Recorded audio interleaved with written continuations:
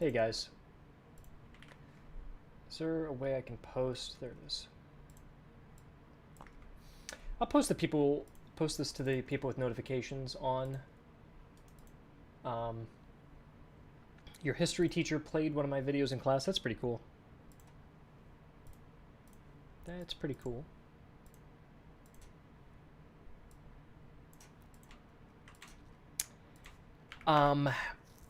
What's going on, guys? We're gonna wait like 5 minutes for people to come in the chat. For now, we can just chat and ask questions and stuff, or just talk. And again, I'll give it about 5 minutes for people to come in. But today, I want to talk about. Sorry for the noise in the microphone. I was just wiping my beard.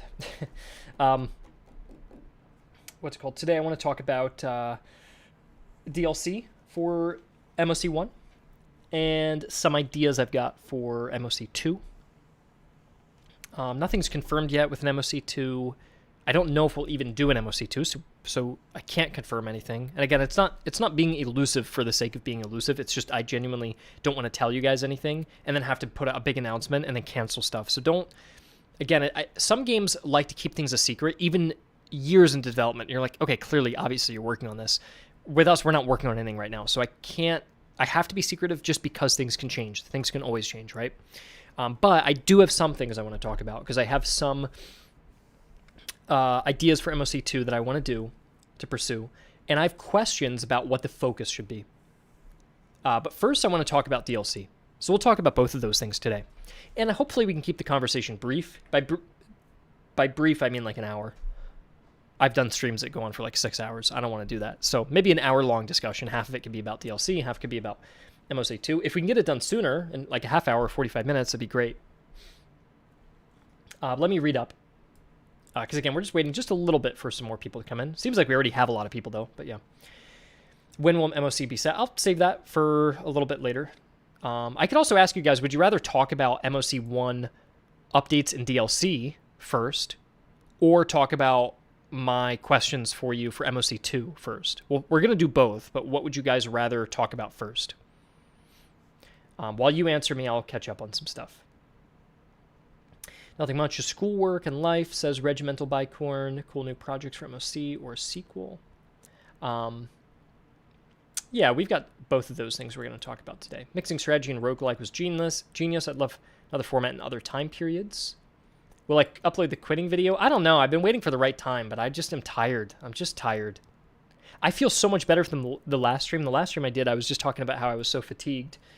And I still have a little bit of that, but gosh, it was bad. It was so bad. That's probably one of the worst periods I've felt in a very, very long time. But I feel a lot better now, and I really felt like I had a good break. I needed a break. I think I've never been...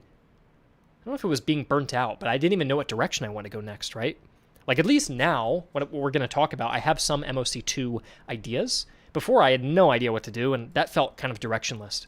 But I'm feeling better, and so now I can start thinking about that quitting video on YouTube, but it is overdue. I do have to formally announce I'm going to stop making YouTube videos. Talk about the future. I think it being a DLC in the American Revolution... MoC 1, the president already decided. MoC 1, DLC first. Okay, let's talk about DLC first. So, yeah, I know you guys are mentioning a lot about the American Revolution. So here's what's on my timetable. And you can leak stuff for this. I don't care. At the MoC 2 discussion, I wouldn't leak it because it's meaningless. You could leak stuff for the MoC 2 discussion, but there's a chance I don't do anything with it, so it's not really valuable information. The DLC is more valuable because I kind of know what I'm doing. Like, we've actually, we've got some ideas here. So the first thing I think I want to do is I want to do Sweden. We've talked about it before. I want to get Sweden in, and that's kind of going to be like the highlight of the second roadmap. The other thing, though, I want to focus on, and you guys will probably agree with this. First of all, let me just, before I even read the chat, let me just address a few things. We could say, well, why aren't you doing like Sweden plus another nation? Or what about like Spain plus Portugal? Or why not American Revolution and like aim big, right? Or someone said Napoleonic Wars for a DLC. Well, here's my issue with this. And I don't know if you guys agree, but this is just lots more content and a lot of work. And the content is nations and units, right? I kind of think right now, at least just right now, the last thing the game needs is nations and units right now.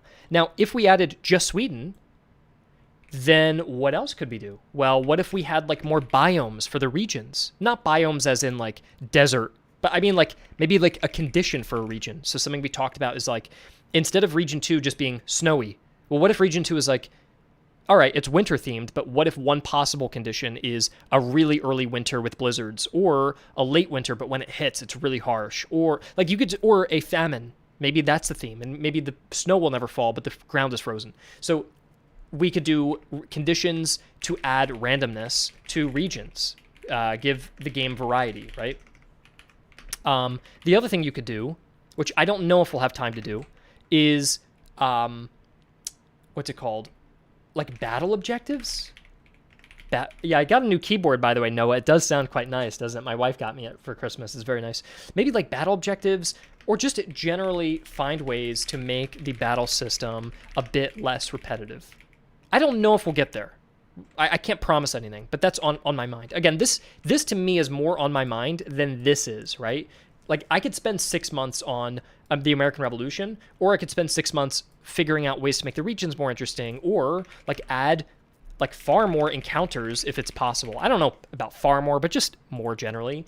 Add more battle maps, just to see more scenery. I think the theme for me here is variety. I just want to get the game to feel like it's got lots of different factors, even like more doctrines, because I don't know about you guys, but I feel like I see the same doctrine so much. It would be cool if you would do a whole playthrough and actually never even see some of the doctrines, because that's how many there are. To me, then you'd want to play more runs to explore the content. So I think for us, the top priority is focus on just one new nation, just to have something new, right? But the rest of the focus goes toward improving the repetitiveness. So that includes like doctrine content, map content, regional conditions, like a new Sweden-centric mechanic. I don't know what that'll be just yet, and I don't need ideas because I have some ideas, but I don't want to say just yet. Just like how we did for the HRE, we added this new stance, right? I want to like maybe find like one new mechanic to add for all nations. So one idea I had was like camp followers or a retinue, kind of how like what Battle Brothers does, where you can hire a dedicated person. So it's kind of like buying a doctrine, but the doctrines are all random, right? But this would be a way you can save up and spend money on like a dedicated doctrine that would be unique. And it'd be like a person, and it'd kind of have like a different icon, and you add them to the camp, and you have like limited slots. I think that would be interesting.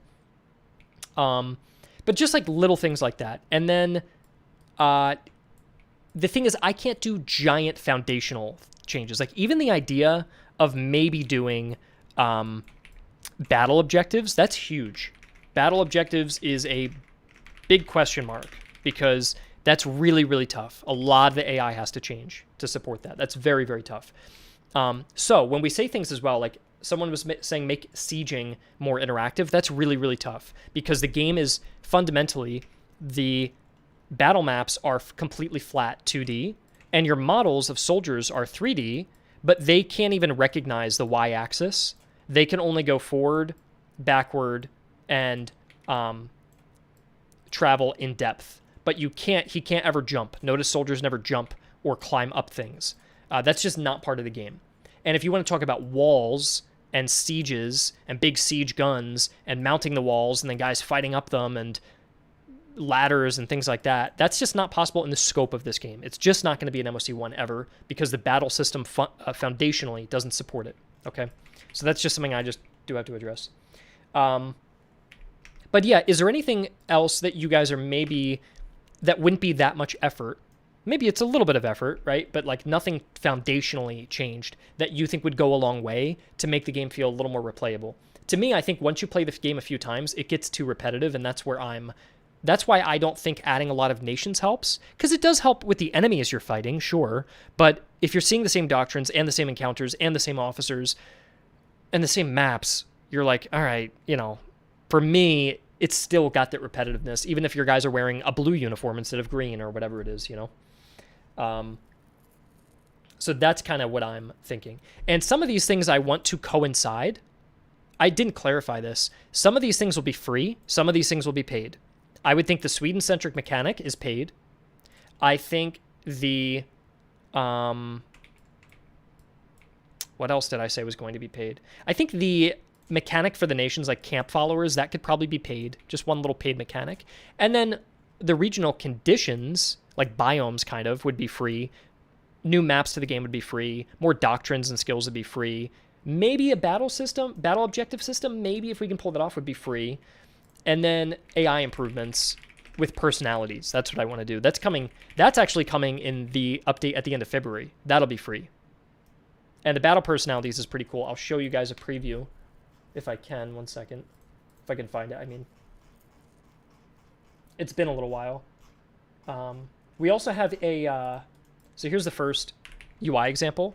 Now when you face an enemy army, they'll have this little pip on the top, and it'll show the personality.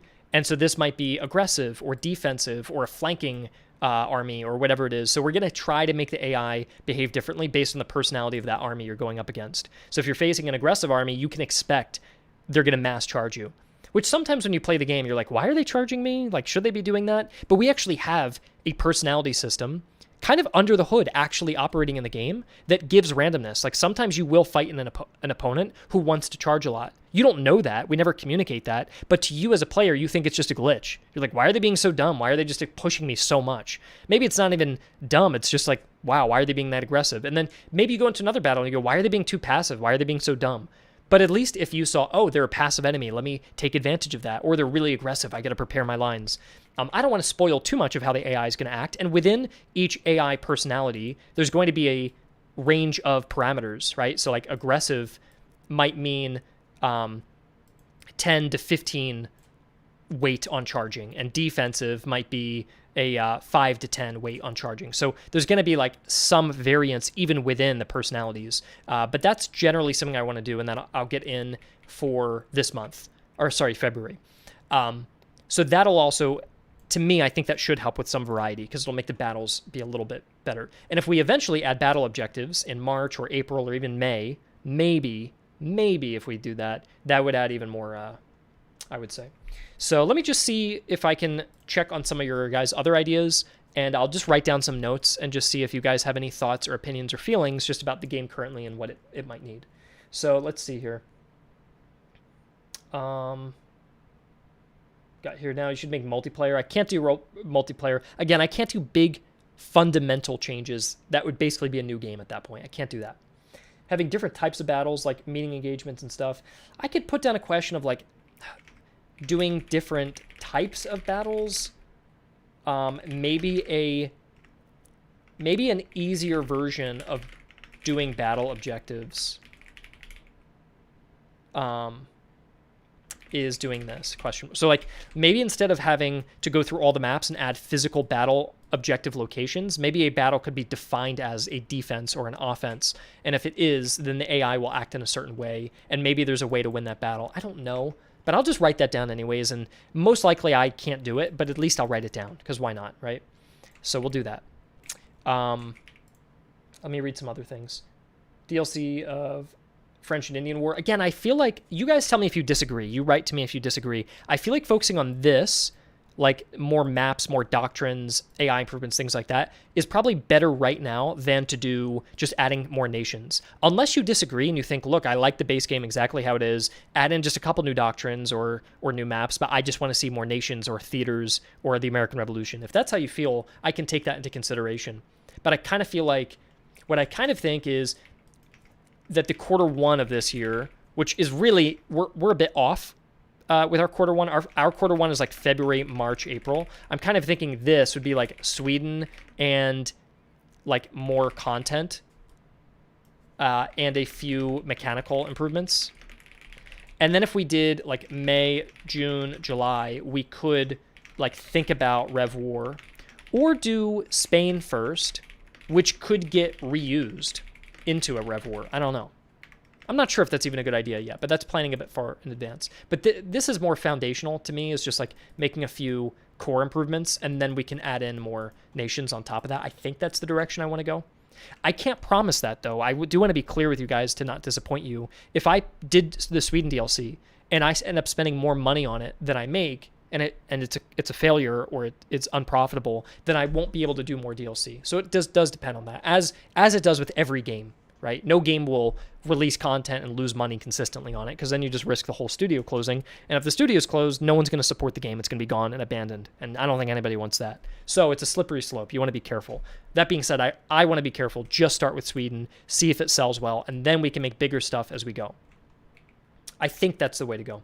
I know there's advice that is smart about just doing big DLC, and then you don't take... Like, there's some actual risk reduction because the DLC is big enough to warrant people getting it. Whereas if you make it too small and no one gets it, it's because it's not ambitious enough. But that's why I want to pair Sweden with maybe a couple little new mechanics like the camp followers, or introduce battle objectives and just some other things around the game that would make it less repetitive. That's kind of what I'm feeling. Perhaps more depth for characters like generals. Yeah, I don't know what I would do at this point in the game. Again, without like foundationally changing that, so I'm not sure. The Q mod has a really cool way of implementing AI personalities. Okay, I can check that out later on. Intel mechanics, overseas theaters. It lacks maps. Yeah, I agree. It does lack maps. That's the one I do want to add that. Just reading through. Here, I'll even show you what I'm reading, just so you're not reading nothing right now. I like the idea of keeping armies small. Yeah, I know people have talked about that. I don't know how that's implemented. I think that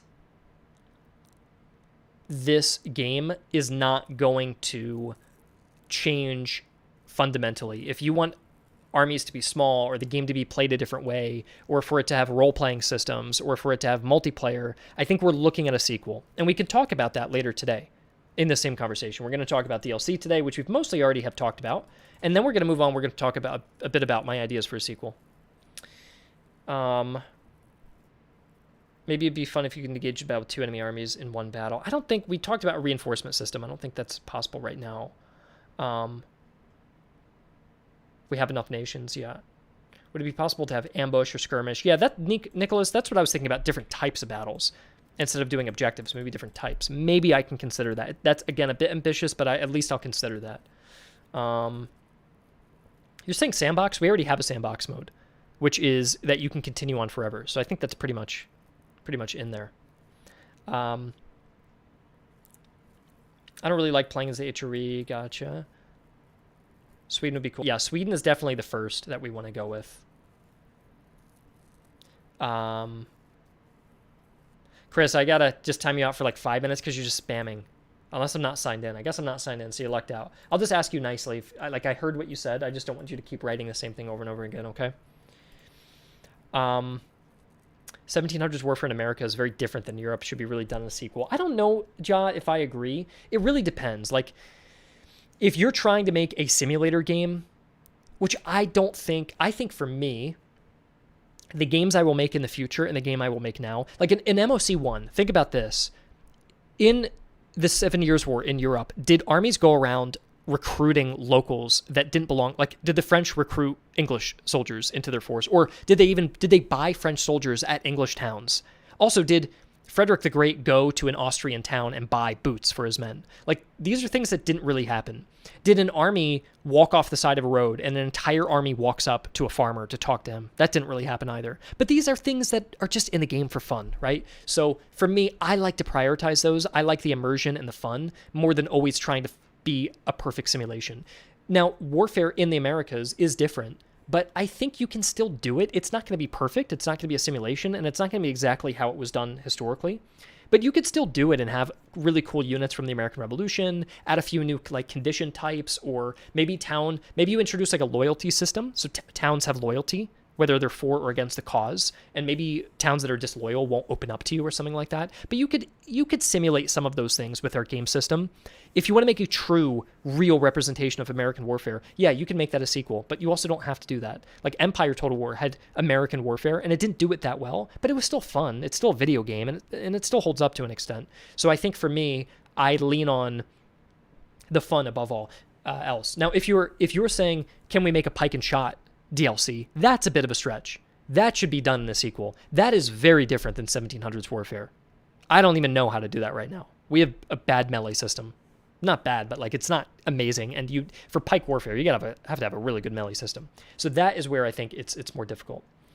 What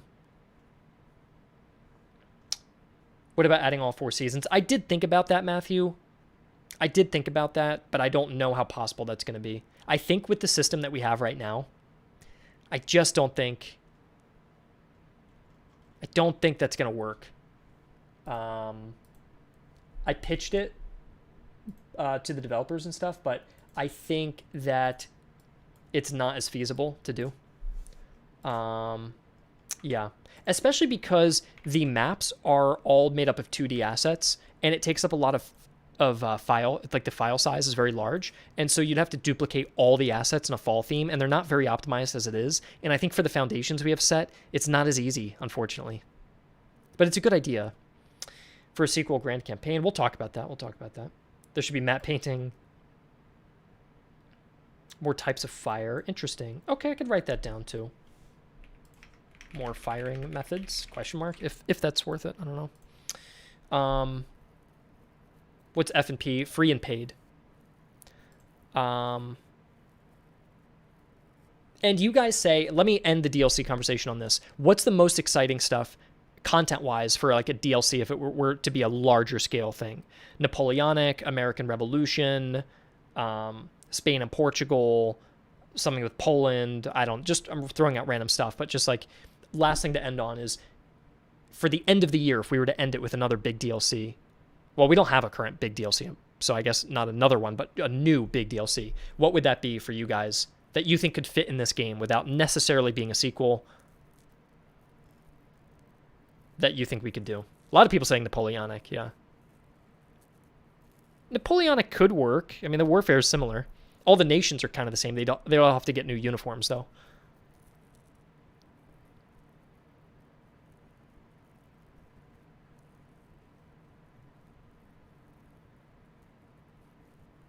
Yeah, okay. So it seems like for big DLCs in the future, consideration of American Revolution and Napoleonic Wars.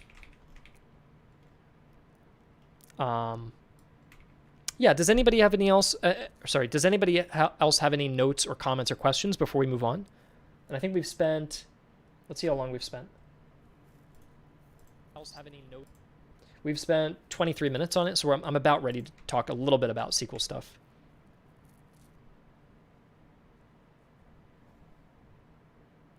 French and Indian War. Yeah, no one's... You know what's funny? No one's really mentioned French and Indian War. But I think it's not interesting right now, unfortunately. It kind of feels like a very natural way to go. But I think it's more exciting to do like, oh, the American Revolution. It feels more marketable. I feel like American Revolution's more marketable if you're going to go to America. You know what I mean? The way I kind of feel about it is I could see doing an American Revolution DLC and then someone making a French and Indian War mod. I kind of think that's true. I could be wrong, but that's kind of my gut feeling on that. A lot of people saying Great Northern War. I think Great Northern War, though, is probably... You could probably simulate it through the game already if we just add Sweden. Like, if we just add Sweden and then you toggle on Russia as an enemy, that's it. There you go. So would a mini battles system where you load into battles from a separate campaign as practice? I could put in like custom or practice battles as a question mark. And then let me see.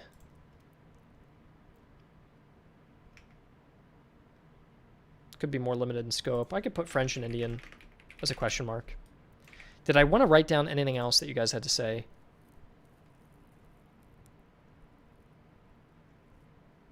RPG elements in general.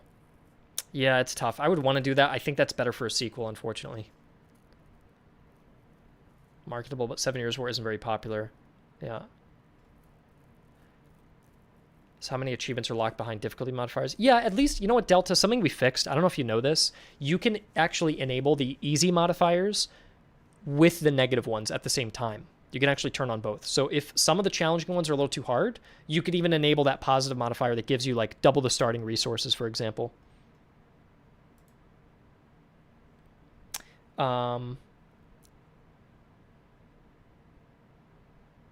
Yeah, I think we've kind of talked about everything there is to talk about. The last thing I'll say is, are you guys more excited about like filling out content like doctrines and maps and conditions and objectives, or are you more excited about nations and new units and stuff? If you had to pick between those two, I guess between content and nations, what sounds more appealing to you? Because if we did another DLC and we could do, let's say, 2 nations and 1 new big piece of content, or 2 big new sets of content with 1 nation, like what would be more preferable? To have more nations but a little less content, or yeah. I guess I'll poll you guys because it seems kind of split, right? What do you think is more interesting to you? Content, which we would say like new doctrines, maps, skills, things like that, and then nations, army comps, units, and that sort of thing. I don't know what else I guess basically it's a new enemy you have to fight as well. Like if you had another nation, it's more a variety in the enemies you could fight. So each of those kind of has. So yeah, curious where you guys, both of them, like just because you say content doesn't mean you don't like nations, right? If you pick content, I can still add nations. And just because you like nations doesn't mean you don't want any new content. But I'm just saying if there was a priority where we would more aggressively pursue one or the other, like do you want more of an aggressive focus on nation with sprinkling in that content, or aggressive amount of content and sprinkle in some new nations? That's kind of how I see that debate. So I'm curious where you guys stand on that. Seems kind of split. Yeah, watch the poll go 50-50. I mean, yeah, it seems like it is mostly split. I think I'll leave it there. Any new votes? 61, 63. Take a picture there and end it. Okay. Okay. So I'm going to save this picture and put this under my Discord. I'm going to just save this image. And then we're going to talk about sequel stuff because I'm pretty much ready to move on just because I have to keep moving. By the way, something cool that will come in a free update. This is just UI framework. We're overhauling the big like endgame stats. So you can actually see, not only can you see the like what your unit was good at and stuff, you can also see all of its stats and everything. And then what you can also do is you can add these units. There's a button. I don't know why that says DLC, ignore that. You can add a button, or click a button rather, that will add the unit to your own Hall of Fame, which will look like this, and it will save your regiments from your campaigns into your Hall of Fame. And so you can kind of remember your favorite officers and units and save them forever. And it'll keep their name, it'll keep their stats and everything like that. And that's kind of cool. Which I think, one last thing, if you could choose between... Okay, I have 3 ideas I just want to throw by you guys real quick. 3 ideas, you ready? And then I'll shut up. Idea number 1 is like construct custom army comps in game and using your unlocked renowned units and saved regiments and officers. Number 2 is randomly generating or like dice rolling new army comps to play with. Or number 3, a weekly challenge mode where every week a new army is randomly generated and players compete to get a score. The score part, I don't know if we'll be able to do that, but players compete to get a score to see who did it best with that new army each week. So you have like something to check out each week that's more community based, so the community can kind of get around it and analyze the comp, maybe make videos about the best way to play that randomly generated comp or something. You have the randomly generated one where you could just dice roll lots of comps and see a cool one that comes out. And then number 1 is like a custom composition you can start with. Which of these sound interesting to you? I think number 1 probably sounds the best, right? Because it's the most custom. And gives you more of a sandbox mode, doesn't it? Yeah. So, do you guys like number 3? Would you even use that? Would you guys use the weekly challenge? Or is that not interesting? You would just do custom armies, and that would be more interesting for you to play with. Because I know like Slay the Spire is a roguelike game that has like a daily climb, I think it's called, daily challenge, where they'll randomly generate. Is uninteresting to you guys? Okay. Yeah, I think most people lean on 1. That's interesting. Okay, I'm glad you guys said that. Weekly might seem unfair if using... Okay, interesting. The work needed for 3 would outweigh the benefits. Probably wouldn't use 3. Perfect. Okay, well, that's great information. You guys are good to be honest. That's good. You saved me time. So people like this idea, though. Okay, I will just note that idea down. Whether we get to it or not, I don't know, but I'll write it down because it seems like you guys like that. Okay. What else did I want to mention? Okay, now I have some new game stuff. All right. So, first of all, I want to increase the canvas size. We'll do a proper 1920 1080. And here is like your wall of complaints. Oh, I'm frozen. Hold on. Nope. Wall of complaints. So, first of all, what are like the most annoying or frustrating things about the game that you would want to see prioritized in a future game? They could be small little mechanics that bother you, or small little things you wish were different. This isn't even really a feature request. This is like what we're already doing that you would like improved or changed. And they could even be big things like you don't even like the way the whole campaign works or something like that. But yeah, give me kind of like your general gripes that you want to see improvements on. Someone says not knowing units is good, so like unit clarity, information. D-Man says you don't want to have to attack every battle, so like AI, variation, and objectives. Battle repetition, map variety. Scare says crossing rivers, so like no impassable terrain. Repetitiveness again because of AI. Campaign repetition. Forts are boring. I see co-op / multiplayer maybe, but I don't see that being too popular.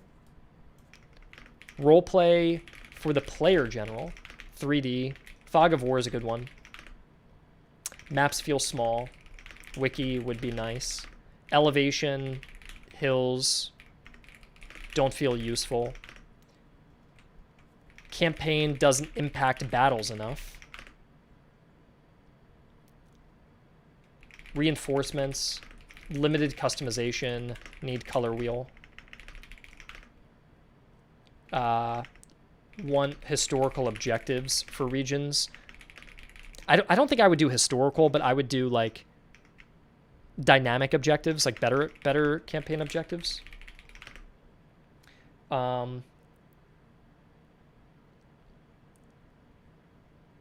Let's see what else. I don't like how the terrain around you in the campaign has no meaning in the battles. Yeah. Not having mountains in battles, yeah. Not being able to see all units when not in campaign. Right, yeah. Like a viewable full roster of all units. Yeah. Unit nameplates affecting unit selection in close combat. Yeah. Hard to select UI in close combat. Yeah.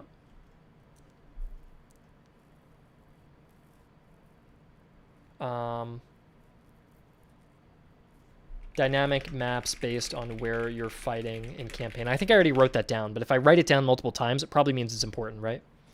Unit sounds, so maybe like units to do sounds when selected, ordered.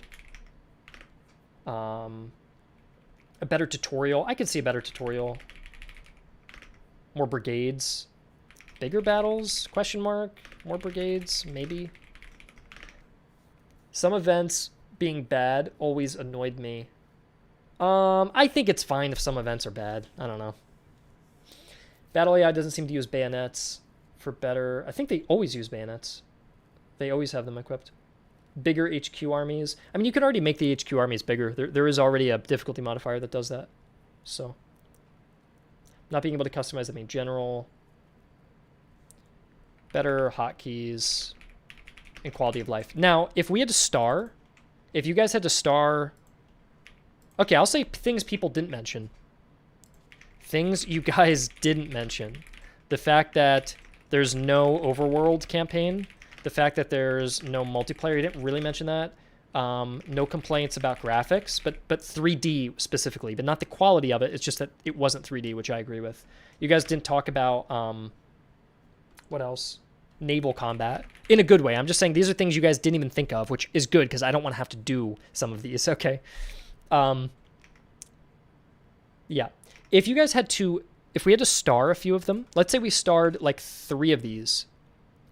What do you guys lean on? We've got like maps are small, campaign repetition, impassable terrain, battle repetition with map variety, AI variation with objectives, 3D, fog of war, reinforcements, limited customization, tutorial. If we had to star a few of them, which ones would we star? It doesn't have to be 3. We could pick like a handful, but how do I make the star smaller? Sorry, there we go. Now you can see my screen. I can just do this, right? What am I seeing a lot of? I am seeing maps feel small, fog of war, formation, wiki. Really no repeating right now. Fog of war again. Battle repetition. So I'm seeing fog of war multiple times. I'm seeing battle repetition.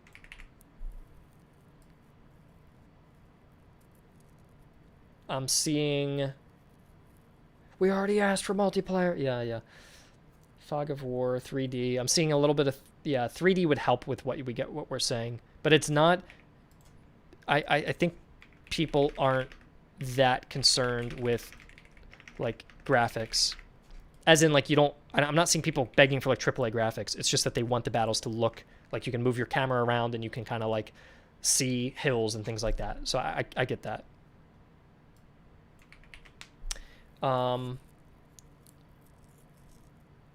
Let's see. 99% of the time. Okay, this dude is like losing his shit.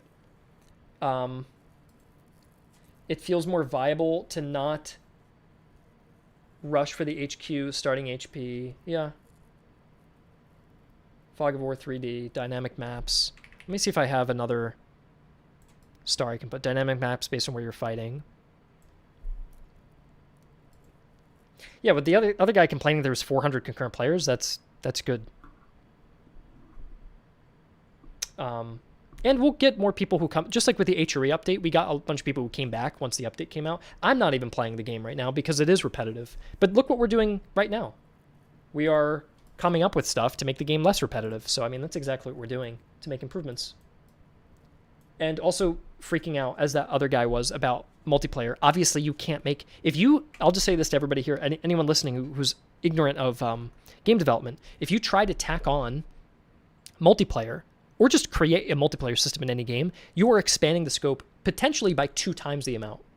So the game might take 4 years to make. It might cost instead of the 2 years that it did, it might cost more for you to purchase it. And it also might lower the quality of the actual end result because it's way harder to pull off. I did have that experience when I made Fire and Maneuver. Yeah, you guys, for those of you who know Fire and Maneuver, I put multiplayer first, and I completely bombed the whole game. It was a complete disaster because of that. Had multiplayer not been the focus, I think that would have gone a lot differently. So, yeah, I think that is kind of the lesson that already exists out there. That doesn't mean we can't do multiplayer in the future, but yeah, obviously we're not doing multiplayer if we're trying to, you know what I mean? It's like suicide for the game. For the sequel, it could work, right? Like Thomas already actually showed me some cool network code he was doing for the next game because he was just experimenting with, like, it's all gray box stuff. We don't even have a theme for it, right? But he was just showing me that you can actually translate. He had 2 units moving, and it was translated on 2 different instances that were being like communicated between like 2 computers. So that was cool to see. So it's possible for the next game. I don't know if we'll be able to pull it off, but it's possible. But yeah, this is generally what you guys were saying. So here's the next thing I want to talk about. A lot of people on the last game, and I'm sure on the comments, I'm not going to read your guys' discussion for a little bit, so save your comments just for now because I'm going to talk for like 5 minutes straight about something, and then give me some comments. I only say this because I don't want you to throw. You can talk to each other, but I don't want you to ask me questions because I'm not going to see them, and you're going to waste your time. I don't want you to waste time writing something if I'm not going to see it. Anyways, what I just want to say real quick is on the last video, a lot of you guys wrote about pike and shot. A lot of people really like the pike and shot stuff. I will just confirm we cannot. Well, I don't know if I can confirm it because, again, I don't know what the next project is, but I can nearly confirm that we can't do pike and shot for the next project for a myriad of reasons. The first reason, the most important reason, rather, is that it would require pike warfare and gunpowder warfare, and the AI has to do both, and the game has to do both, and it has to look good and feel good, and that's really tough. It's tougher than you might imagine. It doesn't mean we can't ever do it. And to be honest, if/when we do it, I have pretty big ambitions with a game like that because during the pike and shot era, it was also the age of mercenaries, or the condottieri, as they were known. And that would be kind of a cool premise for a game, in addition to maybe being a general that you get to choose kind of your path. That's quite ambitious, though. I don't want to do that just yet. In fact, the rule I have for myself is that whatever the next game is, it has to feel like an extension of MoC 1 and just get that ball rolling and get the foundation built. Look what you guys mentioned. You don't want the battle repetition. You want fog of war. You want 3D. Why don't I spend the next game being a smaller project? That doesn't mean it's bad or unambitious or ugly or not fun, but it could just focus on getting us up to date and making those battles feel really engaging, and not go 2 years deep into a gigantic campaign system that we may not even be able to pull off, whilst simultaneously trying to build an innovative 3D battle system that's really good and engaging and competes with Total War all at the same time, and I'm getting yelled at to do multiplayer too. That's probably not a smart idea, right? So if we can't do a mega ambitious campaign, I want to do something smaller. And if I want to do something a little smaller, and I want to get the battle foundation set up, it's not smart to do that pike and shot game, because I would love to do maybe something like set in the Renaissance period, so that's like 1500s or even into the 1600s. That's a cool era to explore, but I need time to do that. I can't do it next. And so I'm leaning on sticking with the 1800s, which is kind of progression of what we've already done. I'm also leaning on doing what I did for Fire Maneuver, which is the Victorian period. That's kind of where I'm leaning. I can't do the most ambitious version of that either, which would be like a big global map with lots of nations that are fighting each other and stuff. I don't think that's realistic either. So I think where I'm kind of landing on for a sequel, which I don't know when we'd start the sequel. It'd probably be several months from now. I don't know. So I don't want people to think as well that I'm abandoning MoC 1 just to clarify that.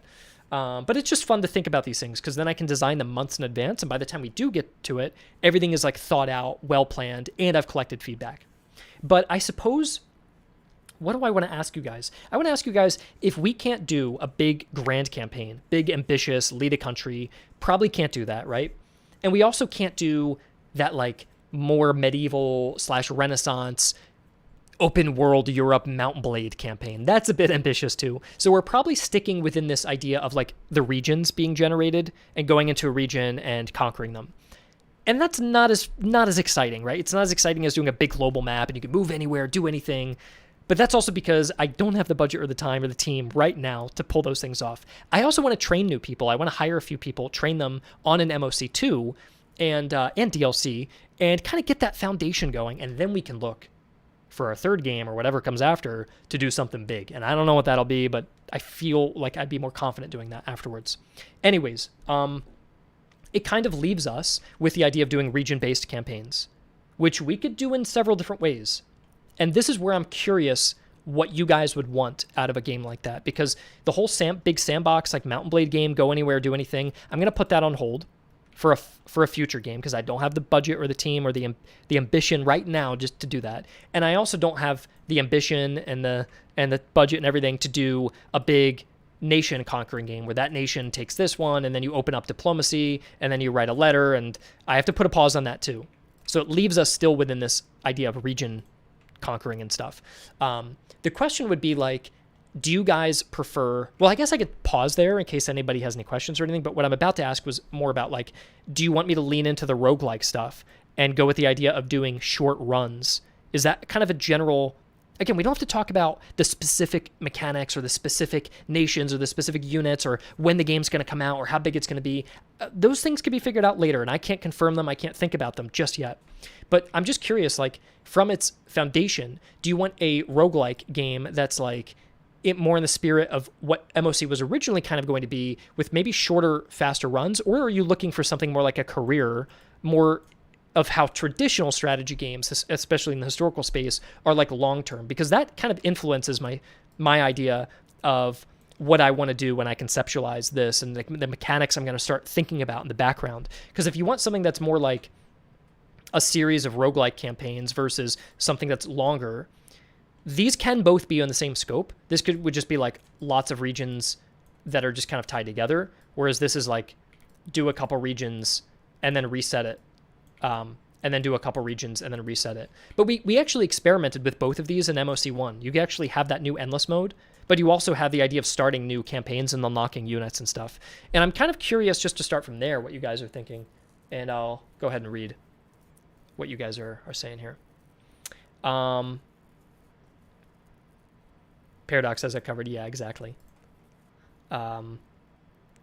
Somehow Bismarck has returned. Yeah, I know. Shorter roguelike, shorter career, easily. Career. Thinking to a scope you're confident of. Yeah, I think that's a wise decision too. Walter, I've got some great game ideas, but I just know deep down I'm not ready for it just yet. So I think to be very transparent with you guys, I think my plan is, and I like to be transparent. I've always been transparent with everybody, and it hasn't backfired on me, at least not. If anything, it's been part of the reason I was successful is because I shared the whole journey with you guys. So I like to be transparent, and many developers I don't think necessarily show the insights of like how the game is being made and how they're selecting it and what goes into it. And I like to hear from you guys, especially now that you've played MoC1. I feel like you have a more valuable opinion because you've actually played it and saw its shortcomings and what you've desired from it and what we could create for you guys. Anyways, to be completely transparent, yeah, I would like to do, I kind of want to revisit that Victorian setting as we had done in Fire Maneuver, because I think we can do it justice now. And we get to reuse the gunpowder combat system. We don't have to worry about pikes and swords and things like that yet. We can do that one day. I think that's coming, but I'm not ready just yet. And so surprisingly, a Victorian period, which sounds kind of ambitious, is actually easier for us to do, mechanically speaking. But yeah, it's really a matter of like, what do you do in the campaign? What is actually the fantasy? That's kind of my question. And then from that fantasy, we can figure out what kind of mechanics we'll go for it. But I'm curious about that. The other thing I'm curious about is like, what do you envision with this? If the game is set between, let's say, 1850 and 1880, and again, I'm not confirming any of this. Maybe next week I wake up and I want to do something else. So that's why I've not made an announcement about this. I'll make an announcement when it's really confirmed, but it's not worth really sharing. You can share the information, but it's kind of valueless because it will change and be altered. The DLC, at least, is in the next couple months. So that's stuff that doesn't really get changed too much. Anyways, I digress. With this, during 1850, the United States isn't really at war. But if you set it in 1860, the U.S. is at war in the Civil War, but Britain's not at war, at least in Europe, if the game is just set in, let's say, Europe and America. So how do you reconcile this issue of like different nations go to war at different times. In MoC 1, you're in a perpetual war, right? So would you guys envision like in MoC 2 having scenarios where it's like, I just want to do American Civil War and therefore those are the only factions? Or is that kind of leaning, I kind of feel like that's leaning too much into the history, because I think the strength of MoC 1 was in its randomness and breaking repetitiveness and just letting things happen differently every time. So I don't know. I feel a little bit like American Civil War, Franco-Prussian War, Crimea, that you'd pick from them. We'd have to balance like 3 separate campaigns. I don't know if that's the direction I want to go. Maybe it is, maybe it isn't, but I'm not sure. But if you don't do that and you do one larger one, how do you do peacetime? Do you do like a series of historical wars that are kind of queued up, broken into mini regions? And, I can answer these questions and I can kind of envision what these would be, but I'm kind of curious what you guys think from a fantasy, without thinking too much of the logistics. What's a stronger fantasy? Do you want to like be in a career going across multiple wars, like connected? Do you want the wars to be random and each career is completely different? Do you want the wars that they have to follow a historical path? Or like what, for you, from an appeal perspective, what's a strong fantasy? Or do you like the roguelike where hand me 3 little regions, I don't even care what war it is, I just want to go through and do a run and then do more runs, and I want meta progression where I can earn stuff between runs and then that is your overall gameplay loop? Or is a gameplay loop like doing a larger overarching career where there's not as much in the meta progression, but you can just commit to a cozy long-term thing that you open up each weekend, you just continue chipping away at the playthrough? Those are like 2 very different styles of games. And I can design for both of them, but I'm curious where the appeal is. And by appeal, I mean, when you see it, you're like, oh, I got to play that. I want to get into that. I want to play that for 100 hours. I want to do all these different things. What kind of is attractive to you in the continuation of MoC, with exception of doing something super ambitious? Obviously, for me, it would be a strong appeal to say, do all of Europe, big open world, do anything, go anywhere. Right, that sounds great, but I can't do that just yet. So we have to kind of build up to that. But I'm curious where that appeal lies with you guys. And that's something that I'm still trying to figure out right now. And it could be a bit of both. Like there could be roguelike elements weaved in to a career. But I think maybe we have to decide kind of what direction we want to go. I don't know. It's a tough one. If MoC 1 makes you a general, then maybe MoC 2 should give you the field marshal experience on top as a career finisher. I prefer shorter runs that I can play in an afternoon. The one thing I haven't seen is operational gameplay, like from Ultimate General American Revolution, moving brigades around on the map to carry over to battles. I did think that was cool. I don't know. That's something I could think about. I don't know if we'd be able to pull something like that off, because I think more of the emphasis for the next game is going to be in the battle system. Just to be clear with everyone, I think if there's going to be a focus for what sees the biggest upgrade, it's probably going to be the battle system, which would be like 3D battles, higher quality 3D models, more emphasis on like elevation, better AI using those the 3D battle map, maybe objectives. I think that's where I'd put more of the development time. That'd probably soak up the most of the development time. And then the campaign system I'd want to reuse as much as possible from MoC 1, but I want to break some of the repetitiveness and offer something a little bit refreshing. But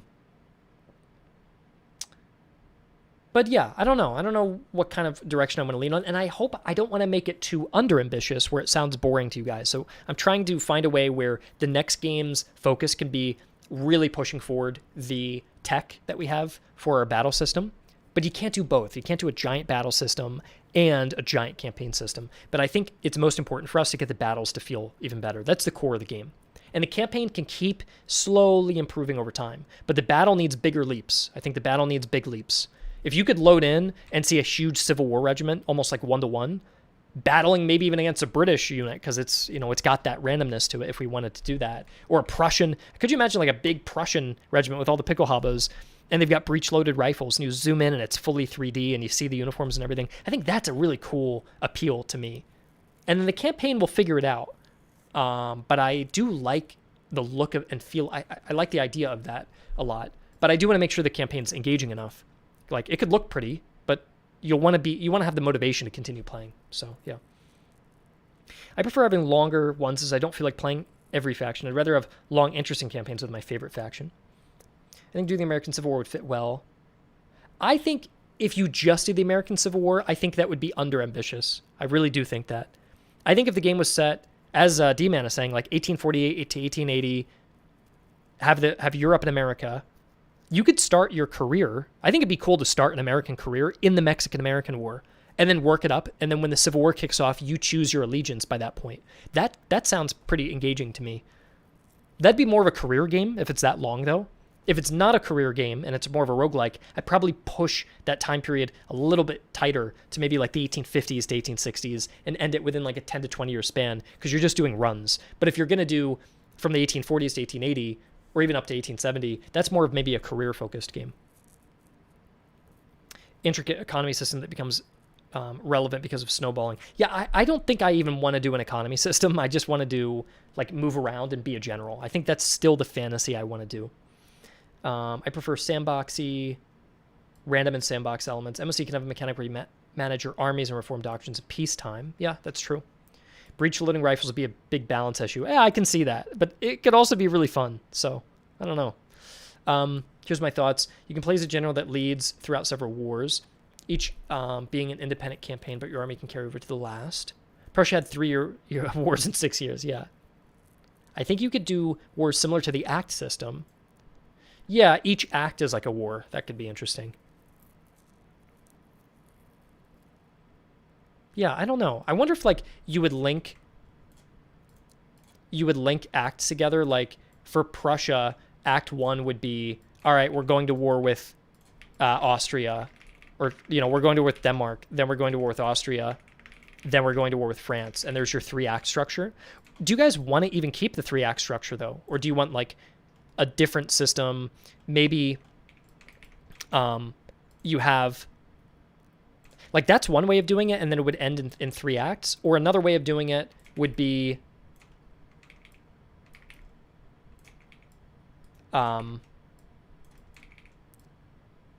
doing multiple acts with like little breaks in between them, and it just kind of can just keep going. So I could add like a 4th one. And like these little times of peace, you have like time to reorganize your forces a bit or do some upgrades and things.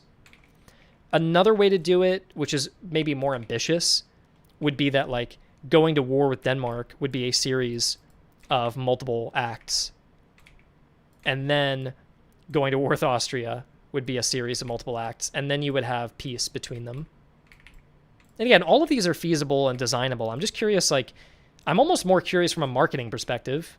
Maybe marketing is a bad word. I just mean like, what's more fun? Like, what do you guys want to do? What do you want to do in the game, right?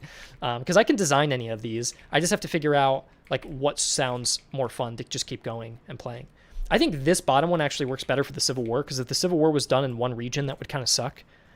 But it would also feel weird for Prussia to fight Denmark across 3 regions. So I don't know. Maybe it'd have to be dynamic or different. I'm not quite sure. But I don't want to overcomplicate it. That's kind of the balance I'm trying to strike. Historical campaigns with what-if scenarios. Yeah, can I ask, do you guys prefer like set piece scenarios, or do you want to try to have something connected in a longer term thing? I like the 3-act structure. I like the acts.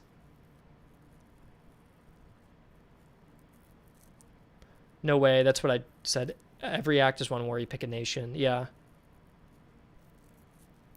So I'm reading up because I missed some stuff. You can rewrite what you said if I missed it, okay? Because I don't know if I could scroll all the way up here.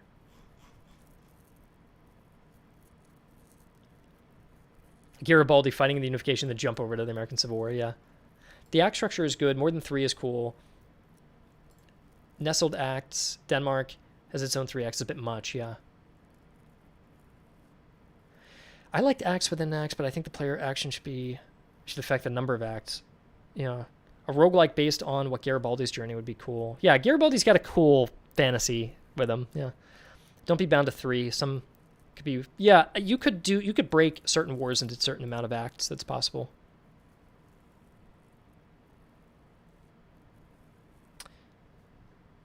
Where can I listen to Dance of Armies? I don't know. I think on Spotify everything is there. Colonial Wars. I think I want to keep everything in Europe and America. I don't think I want to do Colonial Wars unless it was like a DLC. I think I'd want to do DLC to maybe introduce that later on. But yeah, you guys can see it's a little harder. It's a little less intuitive maybe to come up with a campaign that has that appeal, that's not too ambitious, that's still engaging. Like the battle system, we can rattle off all the things that we want with it.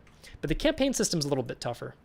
Maybe I should have come to you guys with more of a presentation, but I think that's okay. I just want to kind of open up the conversation a bit and just start thinking about it, because I don't have a very clear idea. I mean, I actually have little sketches and presentations and things, but nothing I want to show off at the moment. But I just want to put feelers out and just see what people enjoy from the campaign, I suppose. But yeah, there's a lot you could do in the Victorian period. Like you could do South America, Japan, China. You could expand it, I mean, with like DLC and do a lot. You could even like go be an officer in the Anglo-Zulu War or something. That would be neat. There's a lot of things you can go and do with that.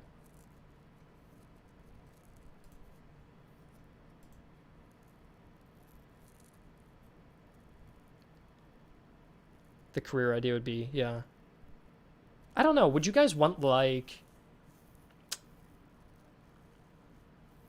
I feel like I asked this before, but do you want more... If you played as Prussia, would you want it to be exactly what Prussia did and you're just playing through the regions? Or would you want them to kind of generate random wars that they're going to fight and you don't know what you're going to get each time? Do you enjoy the randomness, or do you enjoy the specific wars that you want to reenact? And then if you enjoy the specific wars, do you want just scenarios, or do you want a grander campaign? That's what I'm kind of curious about.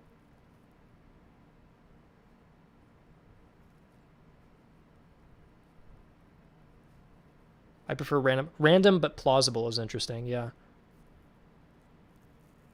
Like I would be disappointed if I played in the United States and the American Civil War never happened. That would kind of suck. Wars are based on performance, randomness within certain wars and campaigns. Yeah. Would publish FNM. I don't think it's a good rule set, and I would not want to publish it. I don't like it as a rule set.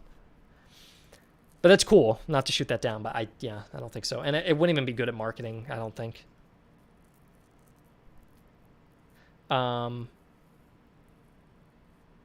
randomness is fun. Had me invade England. The randomness keeps the game fresh. Yeah. Okay. But weighted towards historical enemies. So things you guys have said is like you enjoy the randomness, but want things historically plausible.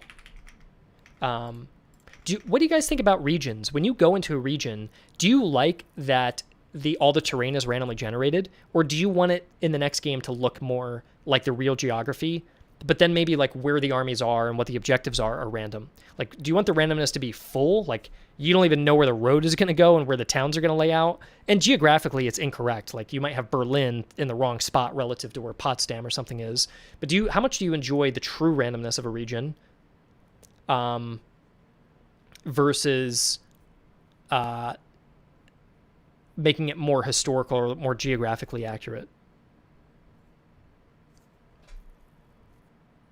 It's not hard to do the real geography. One idea I had was to go to a region and make a pixel map of everyone where I can define like, oh, this is the coastline for Crimea. And then I'm going to just scribble this green, and then the computer is going to read this as forests. And then I'll just draw out on this would be like a PNG. And then the computer would grab this and then generate the terrain based on these parameters, and then have a little bit of randomness. Like it might randomly put an encounter here and there and an objective here and there. But the geography would be like roughly correct. I think maybe that would be good. Battle by campaign, like the Ultimate General game. Yeah, I don't know about that. I feel like what does everyone else think about that? Do you like that in MoC you have the freedom of movement, or would you rather trade that for like a series of battles or scenarios or like a more guided campaign? Because I kind of feel like the freedom of movement and everything was kind of a unique selling point of our game, that it felt a bit fresh in that way. I think what got stale is the repetitiveness of what you can do, but I do enjoy, the freedom of movement. It's a plus, yeah. That's fair. I like to run to stupid battles. Order different areas, but you can move around how you want. I'd be chill with random geography. I'd want it to be affected by landforms. Yeah, true. But I want more realistic terrain proportions, less mountains. Yeah, I agree. Be labor intensive.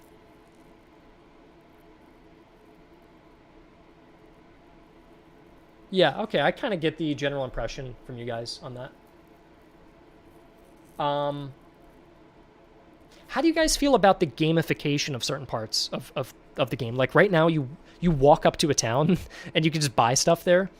Is that something you'd want to start seeing phased out with a game like this, or are you okay with a few abstractions? Like, I wouldn't mind if, like, what I had an idea of with a Victorian game is like conscription, and maybe with conscription, you could hire temporary troops to balloon your army up, but your permanent troops, there are fewer of them. Because what I find as well is right now in MoC, you go from having like an army of 4 regiments to 12 to 20 for the whole. You enter the region with 20, which is a lot, and it's kind of every battle is giant and a bit fatiguing, right?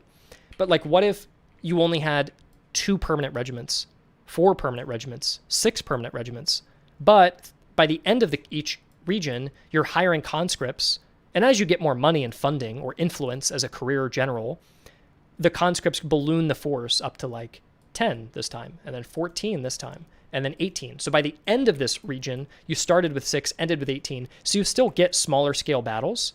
Maybe you fight like a small, medium, and now you're rapidly up to large battles. And in the early game, it's a lot more small as you build up, but then eventually you get to the large stuff. But I think this would help shift gears, where like the momentum would pick up and then go down, and then pick up again, and then go down, and pick up and go down. Whereas right now in the game, it picks up, and it never goes down, and then you're just constantly fighting these high intensity battles, and it never has room to kind of shift gears a bit and be a bit more dynamic. So that was something that's more historical, and maybe for gameplay would be more fun as well. But yeah, I'm curious how you guys feel about our abstractions, and if, you know, I like buying freely. I don't have the chance of an entire region not letting me buy. Gamification feels fine. It does feel weird, French cities supporting the British force. Yeah, I can see that. Idea seems cool. Yeah. I like this system. Could apply to some nations like Britain having to rely. I think you could do a lot of play styles about conscripts. You could have a nation where, or you could have like doctrines or abilities that really lean into boosting conscripts but hurting permanent troops, or ones that make conscripts way too expensive and inefficient and then relies on a smaller core army. So you can play tall or wide and kind of decide how you want to go. I think that could be cool. Temp versus permanent might feel bad if I like my temp troops. Maybe though the player would promote, after ending a region, you pick a couple of temporary troops to bring with you that you promote into standing regiments, and the rest have to go home.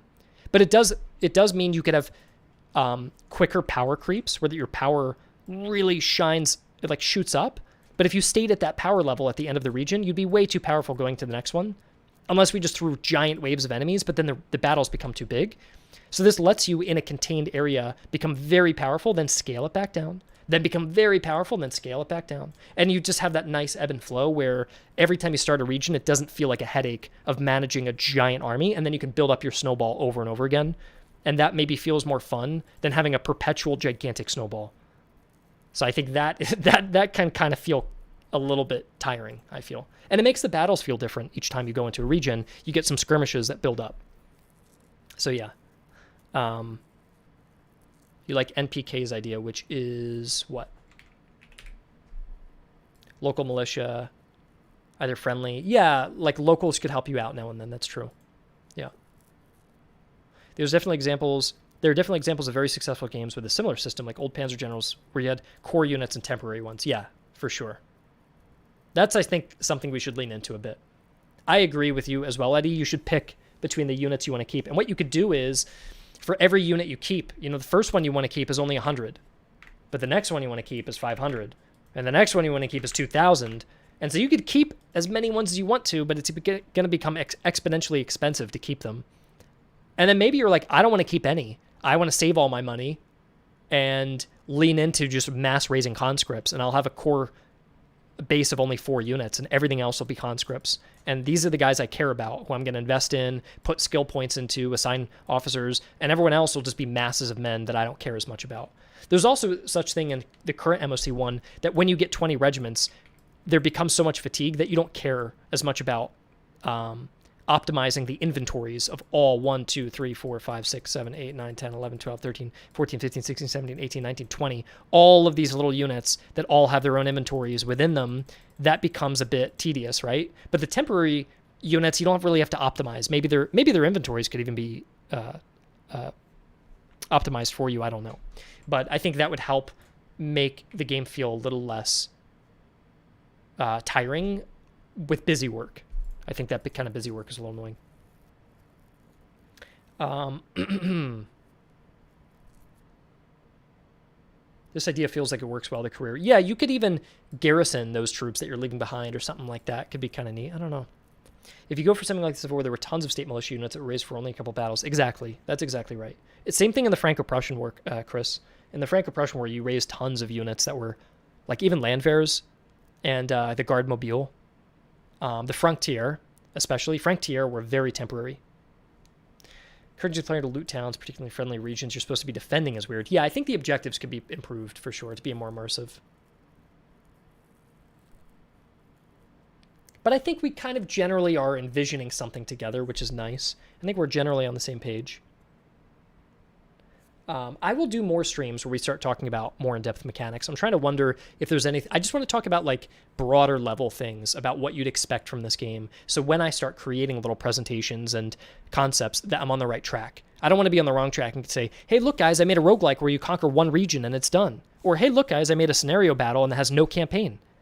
That's maybe not what you'd want. So I want to make sure I'm on the right track of what you guys want. Permanent units and temporary feels even more like Garibaldi. You love Garibaldi, yeah. I've seen Garibaldi get mentioned so much. Managing items towards the whole army in the end game is less enjoyable. Yeah, I agree. What else did I want to mention? I'll also ask this. If we could only pull off one, would you rather us keep, or would you rather us have AI allied armies moving around? Or allow the player to split their army, and eventually you keep splitting and splitting, and that's where you have multiple armies moving around the map. But you have to manage all of them. If you had to pick one or the other, splitting or have AI armies, which of those would you guys rather lean on? I don't know if we do either of them, but I'm just curious what you prefer. I'll put a poll as well, because it seems like it's already a little divided.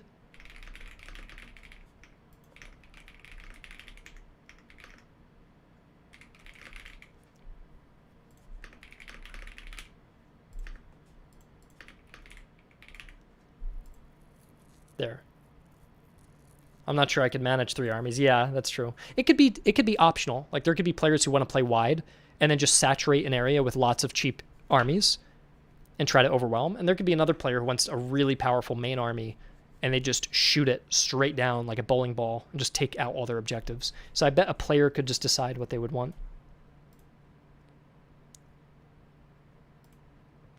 What happens if you spam 3 stacks? I don't know. Maybe it'd be maybe logistically, if you have all your armies in the same area, it would spread disease or cause greater attrition, and it would also cost a lot of food. So that there would be downsides doing that. Yeah, having some friendly armies would make it feel more alive. Yeah.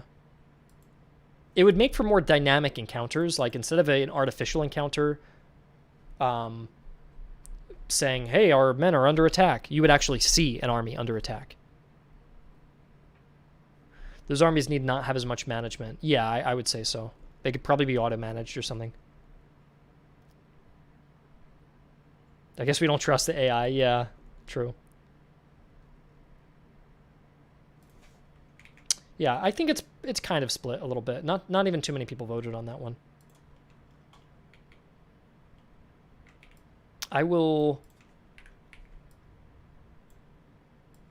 clear all this gibberish.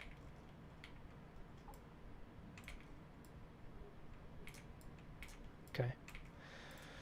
What else is there to talk about? I'm sure there's a lot to talk about that I'm kind of missing, but I just don't know. It's so early. I don't have specific things to talk to you guys about.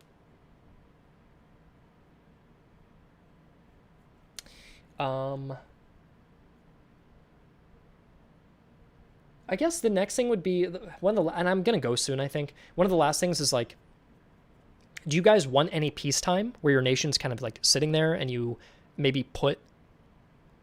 I don't know if we even be able to pull that off though, to be honest. So maybe that's a dumb question. I'm just trying to think. It's so early. If it's a career, there'd be little moments between campaigns, I would imagine, that we'd want. But I don't want the player to sit around bored. So, yeah.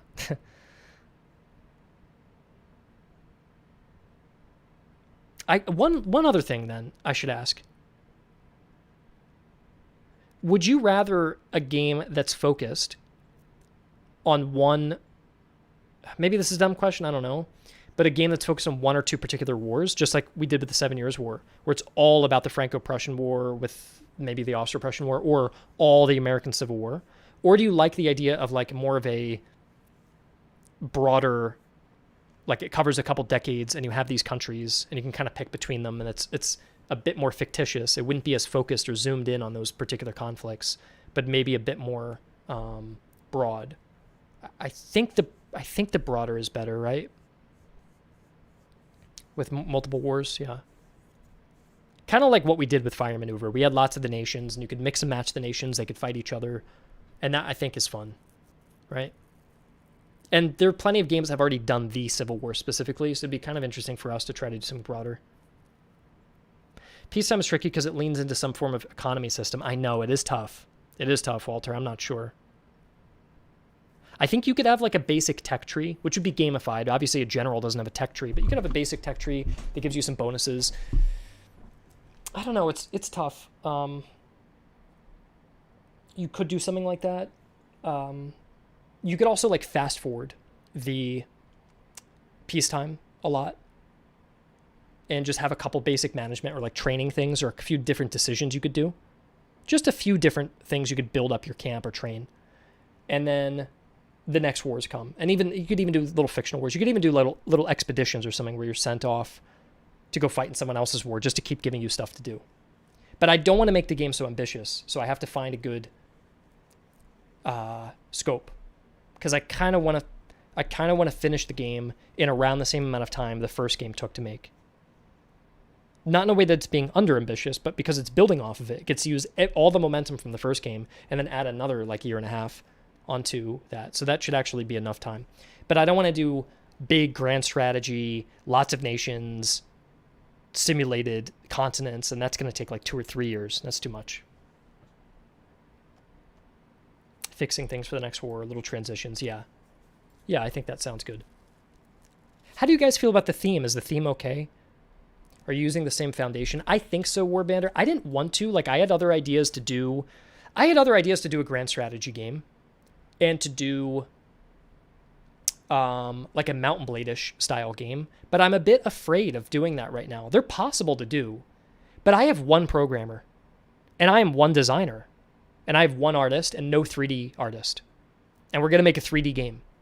So I need to hire some people, and if I'm hiring people, I want to train them on a smaller project. And if I train them on a smaller project, I want to do a sequel that kind of builds on the foundation that we feel comfortable in. And then if I train them, and then we've got a full-time modeler, multiple programmers, a big team, 2 games under our belt, 2 sources of income coming in, then I feel like I could do something bigger, right? The first Mountain Blade was quite simple. You couldn't become king. I know. Yeah, I know. We could talk a little bit about that briefly. I don't mind talking to you guys a little bit briefly about that. Because, again, to be honest, to be completely honest with you guys, we talked even today about doing a Mountain Blade-ish style game that has a more open-ended campaign map. But here's the issue. If you make that really limited, if you make it very limited, then it's a cool idea and it's a cool like sandbox, but there's not too much to do in it. And you're going to have less features, but the feature itself will be cooler, if that makes sense, right? Like, oh, you could go anywhere, move anywhere, do anything, but the things you can do are only, let's say, 3 things. Versus the career game, you can't go anywhere, do everything. You have missions that you're kind of given to you, and wars start. But when you go there, maybe there's, 5 different layers of depth in the campaign within that area. So it's more abstract, right? It's like regions that are kind of connected with little peacetime. It's a little more awkward with that, but because it's simpler, you can do more things. The alternative, which I don't know if you guys would prefer that, maybe you would prefer it, and you could tell me, is to do something that feels more like an open map, where you can move places, or you have a country and you could do basic actions, but there's not too many things you can do right now. And we would need DLC or updates or time. But the thing is, I'm not willing to spend 2, 3, 4 years on a game right now. I like my year and a half pacing because I can afford it, I can stay independent, and I can get those done reasonably. But the last thing I want to do is overpromise a really big game. So the 3 kind of directions we can go are, we can go like a Mount and Blade style game. My issues with this is, number one, you can't take over a country. We won't have time to be able to do that, or lead a country. You can't lead a country either, right? There would be like basic questing, no time for like tons of content.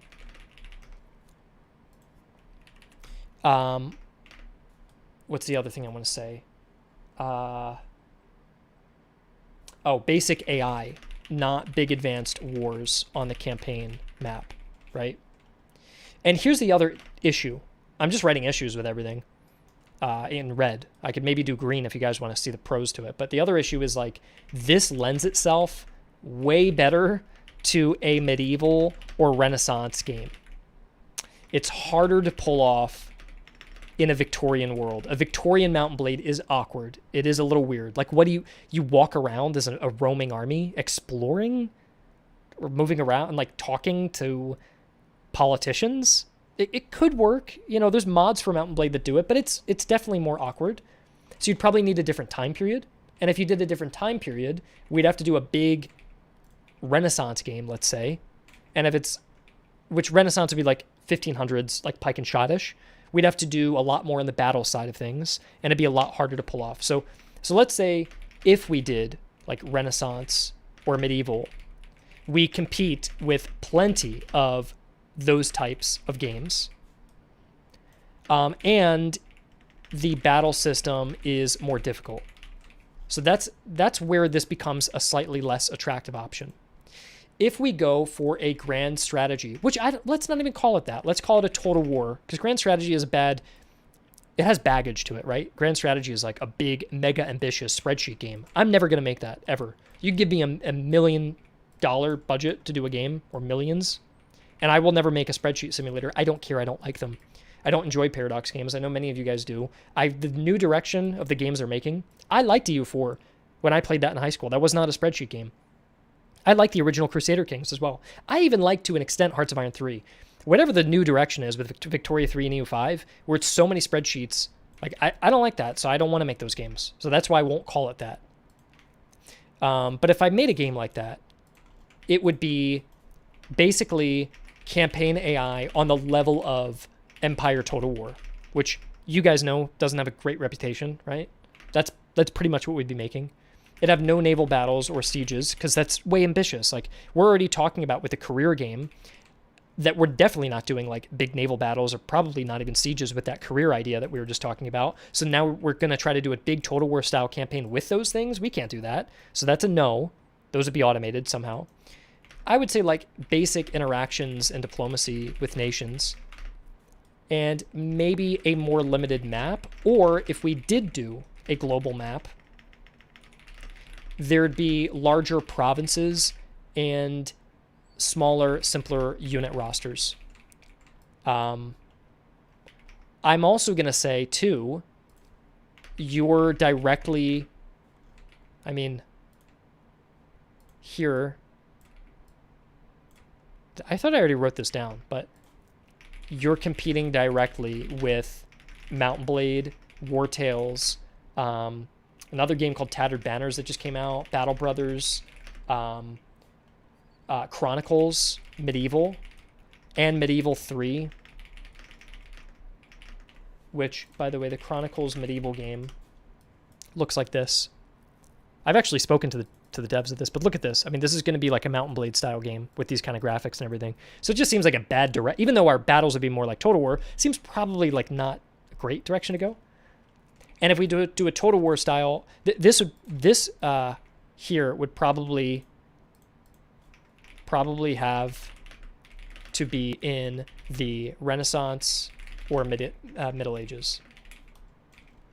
And then this could be when? This could be Victorian or 1700s.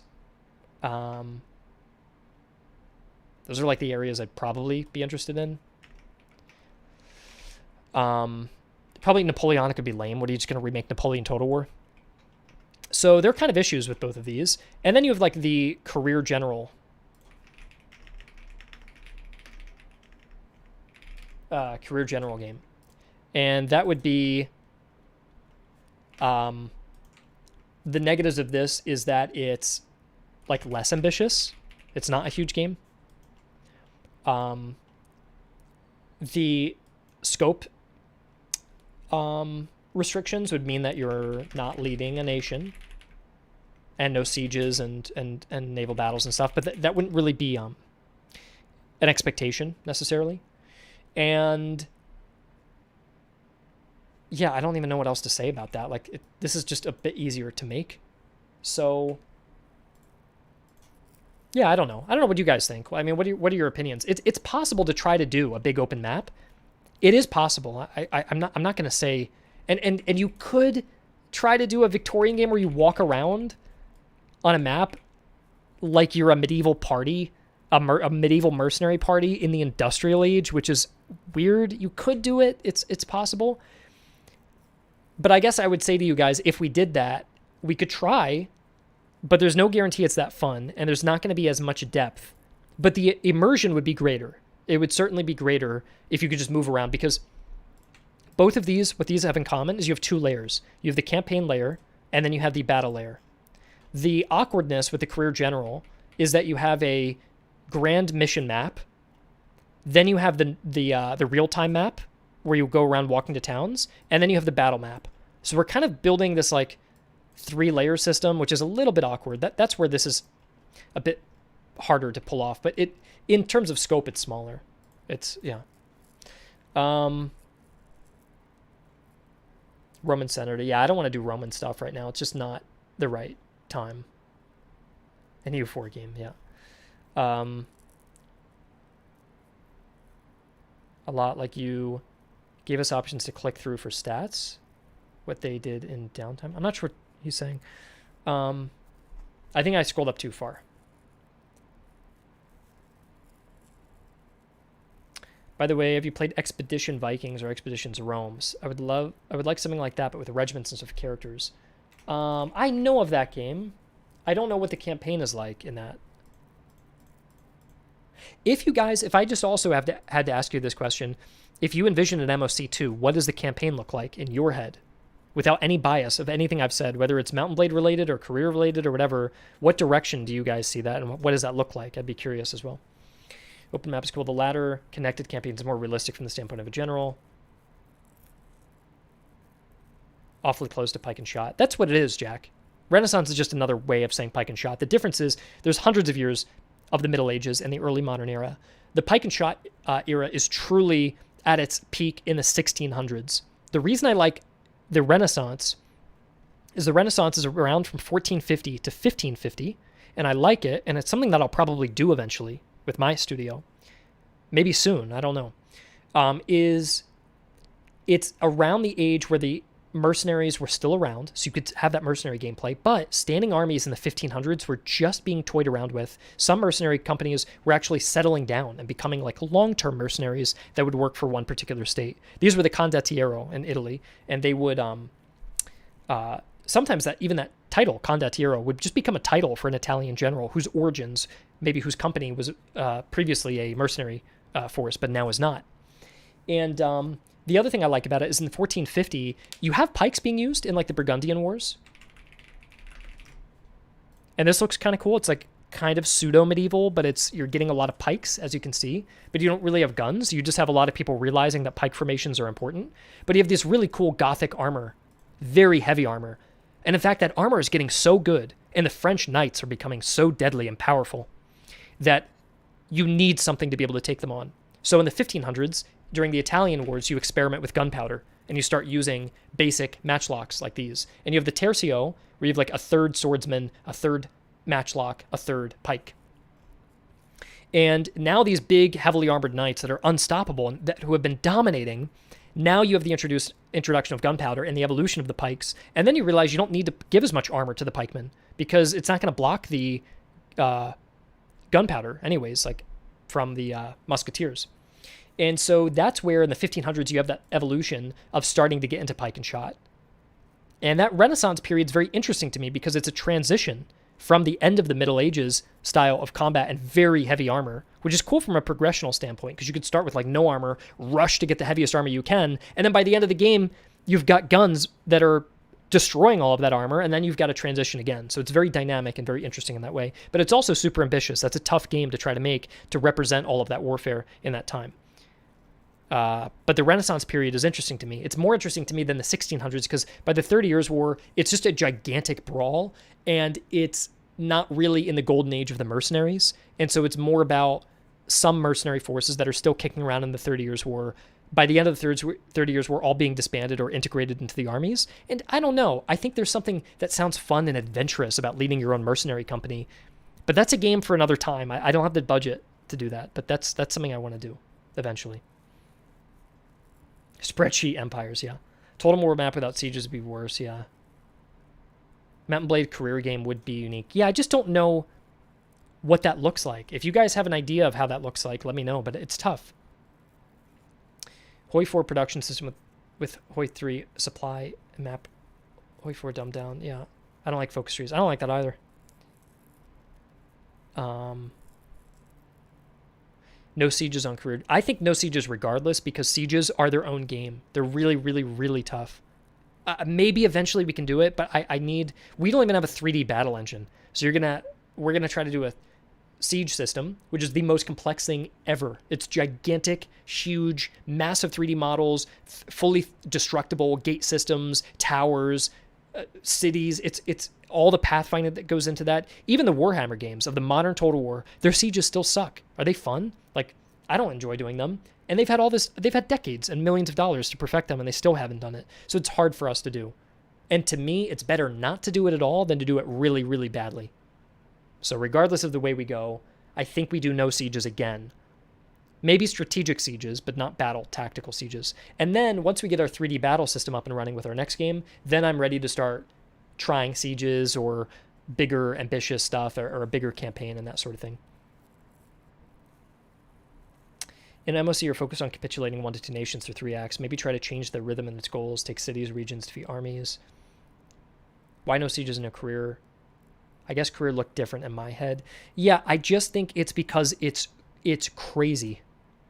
I think it's, if you want to do a giant, like, I can't even picture it in my head. I really can't even imagine the difficulty of trying to pull off the complexity, trenches, bastions, people digging mines and tunnels undermining the walls and full destruction, and the walls are tumbling down and troops are running through, and you've got to pathfind through it, and the cities are on fire and roofs are falling apart and troops are going through windows. I don't know, from a budget perspective, and like this, that's an entire game. That is a full game. That's really, really tough. Unless you guys would be happy with a tiny little star fort that has like no destructibility, that you just sit there and you bomb it and you just play on the fast forward speed until you win. But that doesn't sound fun, right? So I don't know, maybe I'm not giving enough credit to it, but sieges sound kind of brutal to try to pull off. I could see them working on a strategic level, but at a tactical level, it's incredibly complex. Yeah, I mean, there are books written just about sieges. Just sieges. It's difficult. Yeah.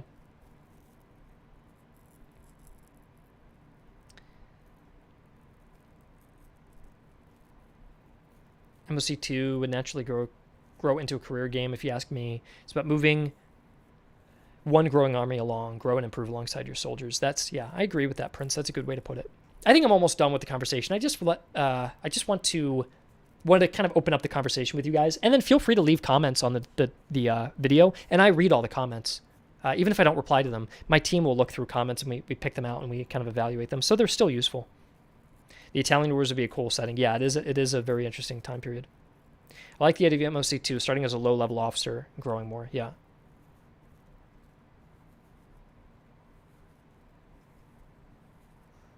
Just do strategic sieges. That's what I would do. I could see a strategic siege system working, but a tactical siege is very difficult. Would destructible buildings be possible at all? I don't know. I don't know. I haven't really considered it too much.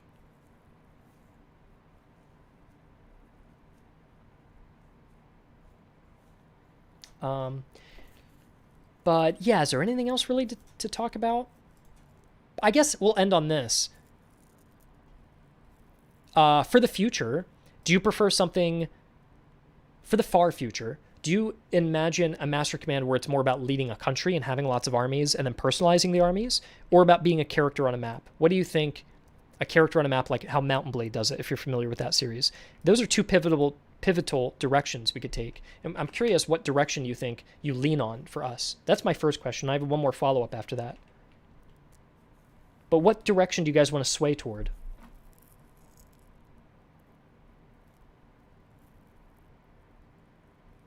Character on a map, Total War, leading a country. Personalizing. You can personalize the army regardless. I don't want to be omnipotent, I want to be a character. Dudes on a map, character. So I think it is more, you guys lean more toward that character focus, right? I prefer the character. There's already a ton of rule of country games. I agree. I do think that's true. There's not many character-based games where you lead big battles. There are character-based games where you have small skirmishes, or like the illusion of a big battle, but in reality it's 100 guys, like in Bannerlord. But yeah.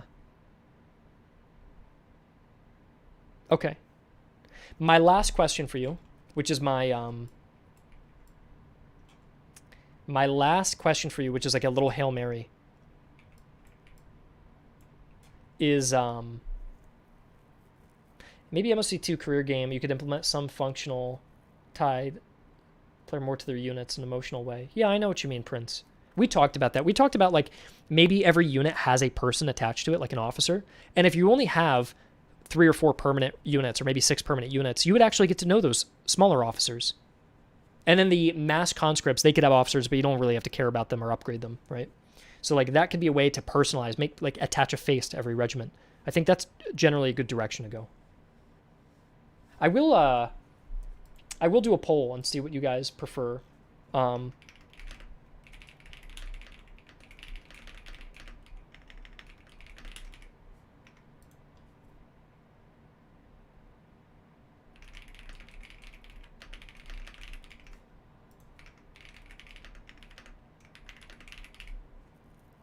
I will do a poll to see what you guys prefer, the character Mountain Blade style or more Nation Leadership Total War style. I'll do a poll about that, and you guys could just let me know how you feel about it, which won't really impact our next game, but it's just interesting to see what our current audience, it's a very small subset of our audience, but I'm just curious what background you guys have and what you lean on from that.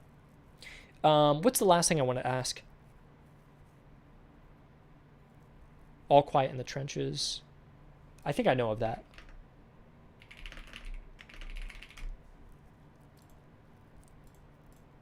Yeah, I know about that game.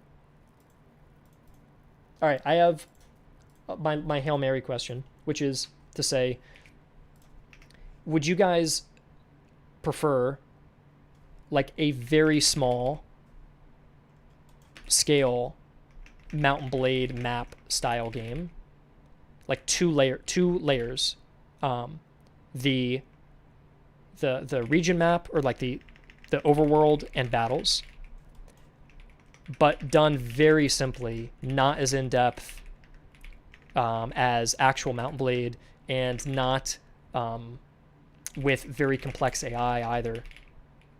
Simplifications made. Or do you prefer small scale, but still depth to an MoC2 career system, utilizing the same 3 layers, like the main overworld map, the real-time campaign map, and then battles. done, it's not super ambitious, but likely has more content, but the overall immersion is maybe slightly less because you're not traveling physically there. I'm curious if you guys would prefer something like that, if I should consider it. Because we could try to do that opened up map that you can move around on, but I don't know if that is, it's not going to be, I don't know. Yeah, I don't know. It's got a lot of uncertainty, right? Career system, but I don't get why you only think those 3 layers. Only think in those 3 layers. What do you mean by that, Jack? Do we want to consider not having 3 layers anymore? We could try to consolidate it down. It's possible. But you couldn't really have...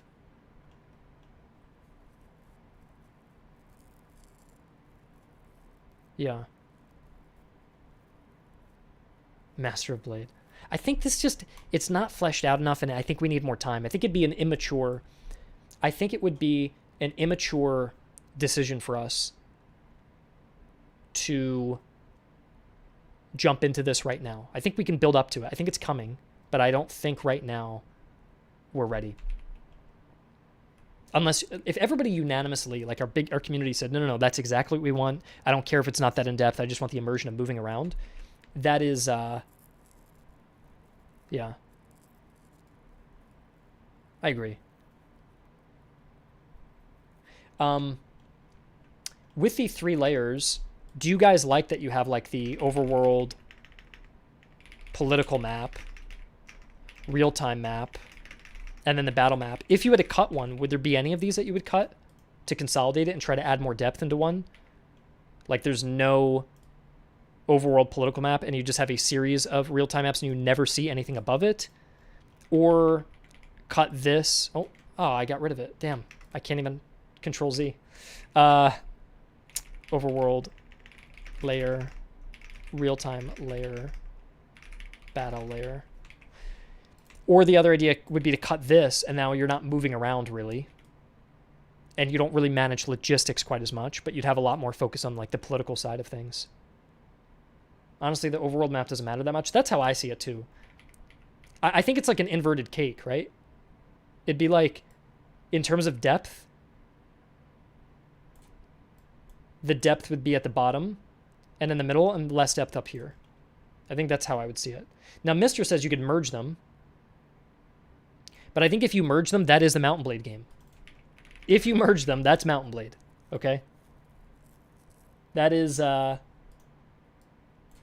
having a full big map of the world. You walk around, physically go to locations, right? Like imagine Master Command, you have your towns, but you zoom out and it's the whole of Europe or something. But that's obviously more ambitious. So I think if you tried merging them, it's a little tougher to try to pull that off.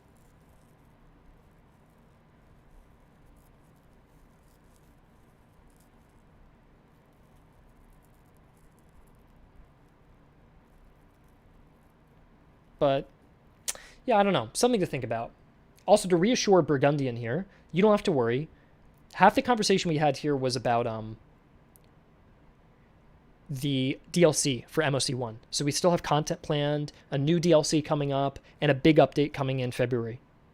But I'm just opening conversations up. The other cool thing about talking about an MoC 2 is I get to see what you guys like and don't like about the game, so we can even improve those things about MoC 1.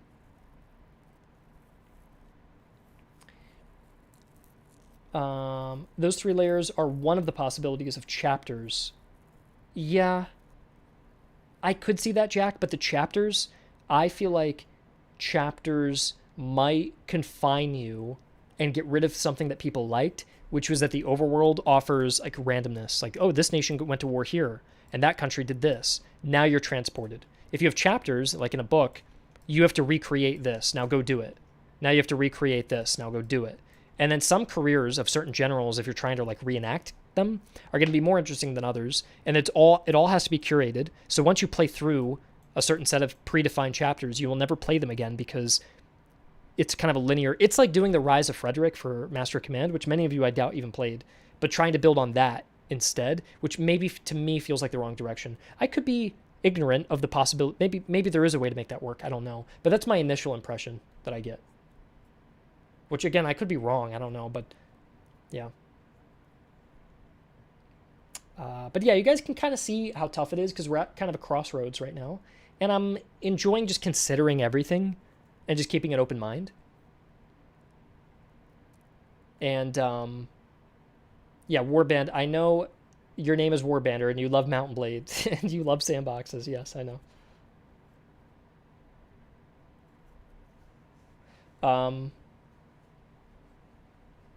But yeah, let's leave it here because this was just kind of an opening conversation. We didn't really have to decide anything or make any decisions or anything, right? We're just kind of like spitballing stuff. And we can just give it a lot more thought. And in several months, it will materialize into something. But for now, we're just kind of floating ideas out. But yeah, right, if you have any more ideas or you want to come up with ideas and stuff and have fun conceptualizing it, go ahead and leave a comment after the stream is done. And also, if you have any comments or thoughts and you want to rewind to the beginning of the conversation where we're talking about MoC 1 and the continuation of our current game about DLC or updates and things, you can definitely feel free to do that too. And I will, I'll read what you guys have to say and what you think. But yeah. Okay, I will see you guys later. Thank you for joining me. And yeah, thank you for the feedback and stuff.